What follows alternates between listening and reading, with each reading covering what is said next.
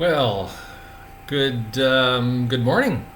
Pastor Greg Longton here, Faith Lutheran Church in Harvey, North Dakota, coming to you with my midweek message on July 21. Holy cow, we're almost through the month of July. Can you believe that? It's pretty crazy. In any case, glad to have you here with me today. Uh, wish you well. Hope that your day is going okay. And again, thank you for spending a few minutes of your time with me as I bring the things of the life of the church to you, and then a short devotion a little bit later. So, not a whole lot going on at this moment. We're slowly returning worship back to what it looked like in prior to our changes in COVID. We are still tracking numbers and doing all that thing, so that if we have to make any adjustments as the time goes on, that we can do that. And I'll catch you up when that's necessary. At this point, our numbers in North Dakota are very low, and infection rates are very low, and so we're just going to keep kind of moving forward. It's hot out. It's been hot out.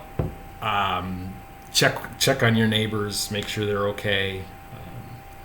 Offer some coolness to people who maybe don't have air conditioning, or their air conditioning is broke, as we have a few that are like that. And since there's not a whole lot going on in the congregational life right now because it's summer, I want you to think about something and just kind of put this in the back of your mind, because I'm going to come back to it a little bit later. I want to just put in the back of your mind this idea of how you can participate in the life of this congregation we call faith. There's a lot of things that need to be done. There's a lot of stuff that happens to make what we do happen. And it needs people, it needs help, and it needs people like you. So that's kind of where I just wanted to kind of spend a minute on. It's not just about worship. And yes, we need help in worship. We need singing people. We need ushers, we need readers, we need greeters, we need we need technicians to run the PowerPoint and the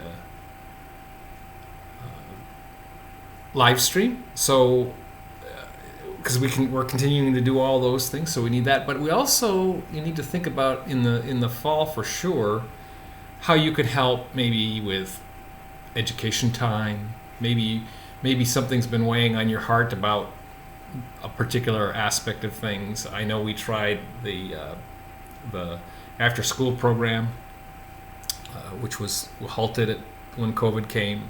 If you're feeling passionate about that kind of thing, to get that rolling again would be a wonderful thing. Whatever that looks like. We don't have specifics on a lot of these things. But then, if there's something else that's weighing on in your heart, don't be afraid to bring it to the forefront. There's so many needs out there that we could help with, especially in the community of Harvey. And so just put that on your heart. Pray about it. Think about it. And see if maybe there's something that you can do to help. So that's what I've got for you for the life of the church. And again, like I said, I'm going to come back to that in a minute. This week we have two events in our texts. One from 2 Kings and the second one from John 6. And they're both feeding a lot of people with very little. And so we have the feeding of the 5,000 in John. And I think we're all familiar with those particular texts. But, a lot of people don't know about this 2 Kings text, or they don't remember it, or they were never taught it.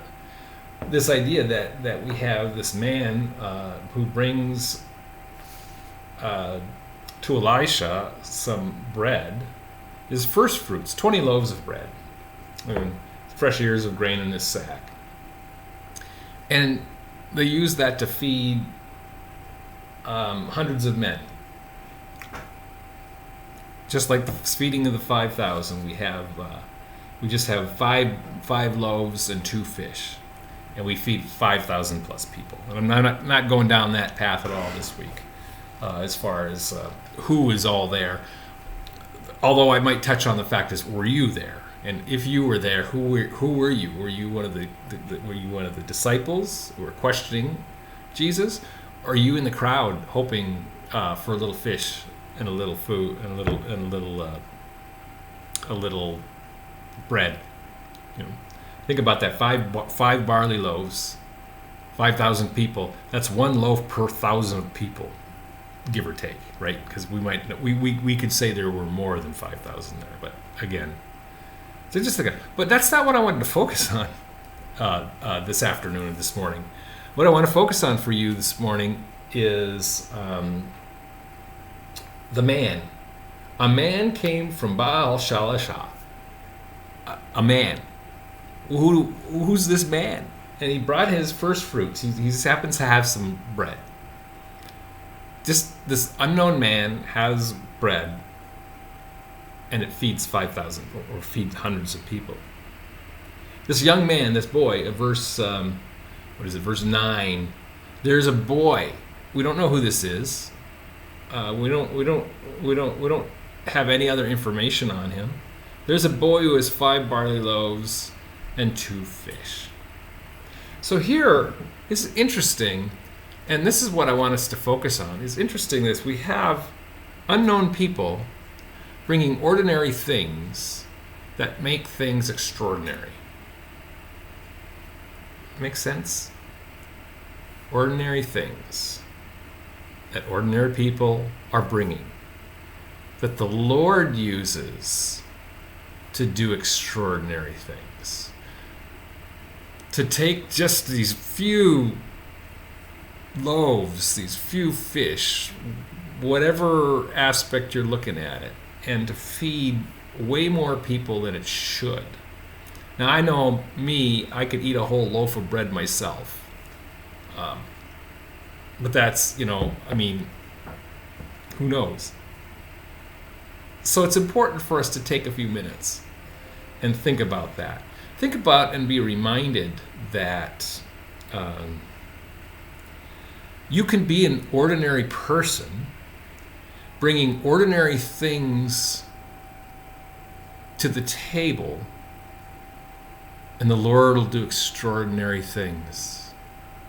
And that's where I want to jump back to what I was talking about earlier. Think about how you can participate in the life cycle of the congregation. Don't say to yourself, well, what do I have? Don't say to yourself, I'm an ordinary person. I don't have any extraordinary talents. I only have a few little things. I only have a few dollars. I only have a few loaves of bread. I only have a pan of bars. That's all I've got. And that's the wrong attitude. The man brought his first fruits to Elisha. The young boy brought bread and fish to this event for some reason. And they shared it.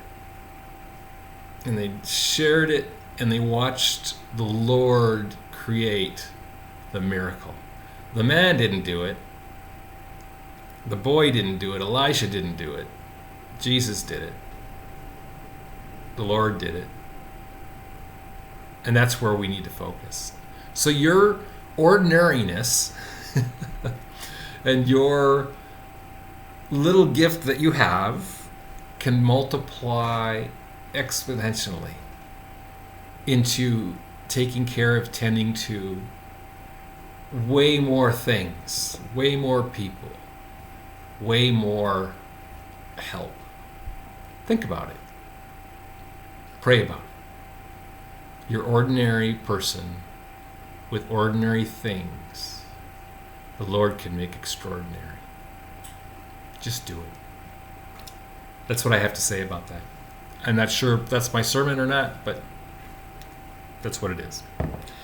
So, the other thing I have here, is prayers. As always, who should we pray for? It's hot. The wind is blowing. The rain seems to be going around us. The little bit that there is, we know that we need something, and so continue to pray for our farmers. Pray for those who are affected by the whole farming community. Pray for our business leaders in this community and any other community as well. Our businesses need help, and I'm talking about labor.